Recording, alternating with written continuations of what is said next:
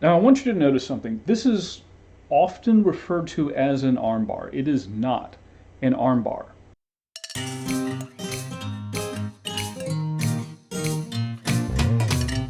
Hi guys, my name is Joe and welcome to Fighting Words, the martial arts library.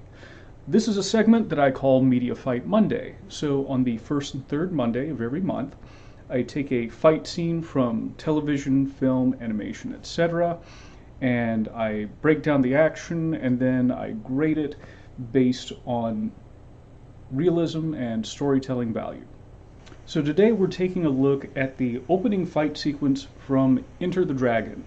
This was Bruce Lee's most famous film. He is actually the fight sequences coordinator for the film. This is Bruce Lee facing off against Sammo Hung. Bruce Lee's martial arts background is pretty famous. He originally studied Wing Chun Kung Fu in Hong Kong, and through his own research and experimentation developed his own style, originally called the Jun Fan method, later Jeet Kune Do. Sammo Hung picked up his martial arts skills initially in a Peking opera style academy. He was one of the Seven Little Fortunes when he was a child, it was one of their performing groups, doing martial arts and acrobatics. It's not too much to set up the background for this fight. Basically, this is a sparring match. They are wearing kendo gloves. They are often credited as Kimpo gloves, but according to Jeet Kune Do researcher Richard Torres, he found the receipt for the gloves that were meant for kendo.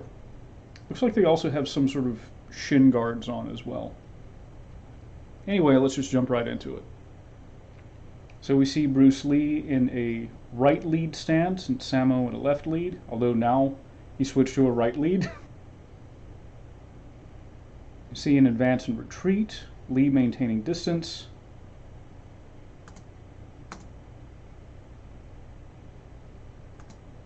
Okay, that was a fun sequence. Lee intercepted Sammo coming in, although they had Sammo in a left lead again. Sammo came in, Lee intercepted him, ducked Sammo's spin kick, and hit his foot with a hammer fist. By all appearances, it was off screen, but he was doing this when he went out of frame. And then he executed a leg trip on him. It's interesting, I've heard Bruce Lee quoted as saying, bearing in mind that a lot of quotes that are attributed to Bruce Lee don't actually come from Bruce Lee, but that he at one point offered up the idea that kicking someone in the head made as much sense as punching them in the foot, where his character does that, like that's one of his first offensive moves is to punch a guy in the foot at the beginning of this fight scene. Again, Lee intercepts Sammo Hung with a series of straight punches. Now it looks like Lee has switched to a left lead, so has his left side forward. So we're back in unmatched lead, so he goes for a hook kick, and Sammo backflips out of the way, which has got to be one of the least energy efficient ways to deal with that. But it did look cool. Sammo Hung, who always had a large frame, but is deceptively acrobatic. As we can see before we resume the action again, Lee is back in a right lead and Sammo is in a left lead.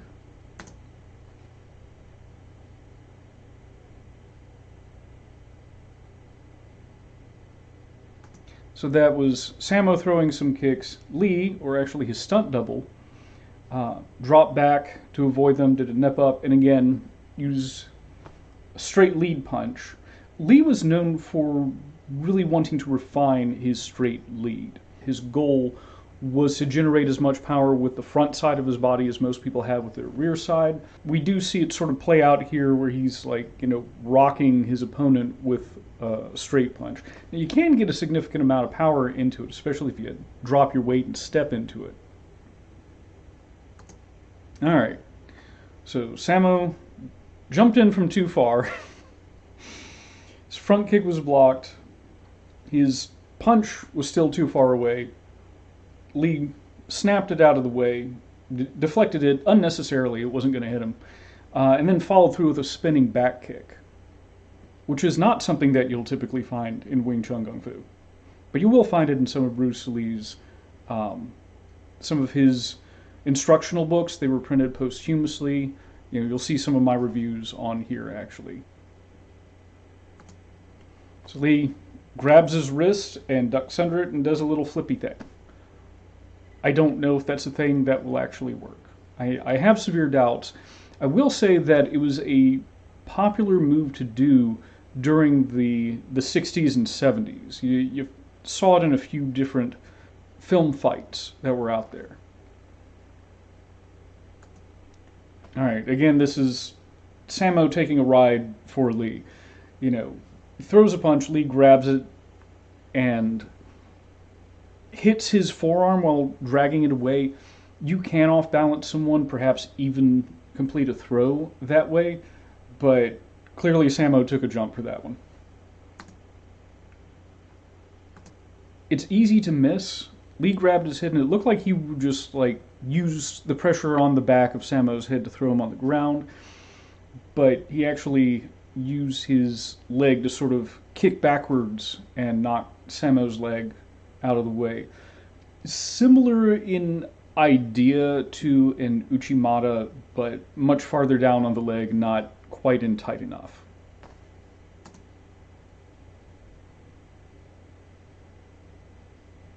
Okay, here we go for the finish.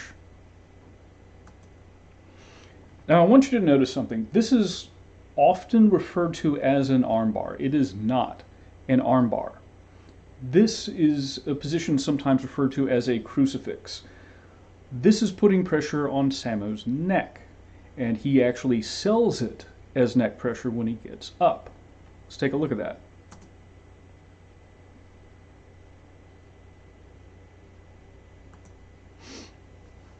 So yeah, it's not an armbar.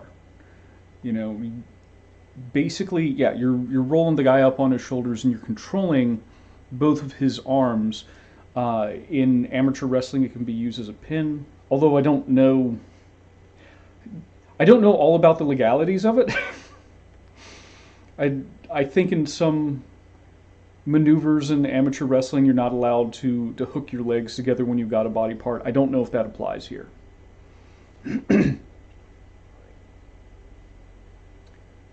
But we also see it used sometimes in submission grappling to isolate the limbs in order to begin to work on maybe a choke or an arm lock.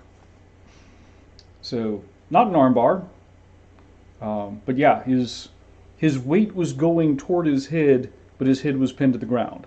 So yeah, it's a nasty way of creating pressure on the neck.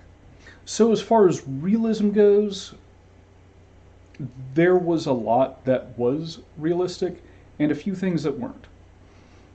The basic moves that they were doing to each other, the fundamental punches and kicks, for the most part were real. There were a couple of realistic sequences. The things that were not realistic but were clearly done to look cinematic is, avoiding strikes by doing backflips. No, that we're not doing that. But yeah, I think everyone roughly reacted appropriately. I think some of the throws were more cinematic than practical. I'm going to give it a solid B because even the less realistic stuff has a basis in realism. Mostly realistic, a little bit of fluff thrown in there. As far as the storytelling goes, from the perspective of what was going on in this fight, mostly it was Sammo Hung throwing a bunch of moves and getting the crap kicked out of him as a result. This does establish Lee's character as, being a bad dude. Sammo Hung is clearly no slouch. He can do multiple backflips and he can do spin kicks, and he's still getting beat up by this other dude who's got to be at least 40 pounds lighter. So I think storytelling wise that helps to sort of make Lee's character look a little bit better. You know, like he's pretty competent. Like a big dude who is skilled in fighting is having trouble getting any offense in on him. But the fight itself was pretty short and pretty contained. Um, I don't think beyond the narrative structure of the movie, there's a whole lot of story being told here. You know, and that's mostly fine. You know, the story is Lee's character is a bad dude. I'm gonna give it a C minus. I am disappointed that it did not tell a greater in-fight story. I do think that it does a good job of setting up Lee's character, but the fight wasn't necessary in order to do that, and it could have involved nearly anybody else in any other way. They could have conveyed that message in any number of ways, you know, and I don't think that this fight necessarily was the best or certainly only way of doing it. If we can like substitute anything else in order to get that narrative across, it's not that necessary. So yeah, I mean, it's an enjoyable fight to watch, no doubt. But you know, I have seen better narrative fight sequences.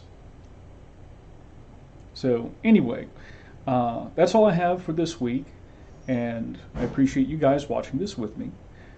And if you have any suggestions for any other videos you want me to do, or if you'd just like to help out the channel, please consider donating to my Ko-fi account. I'm going to put a link to that in the description. And be ready for another one of these in a couple of weeks. See you later.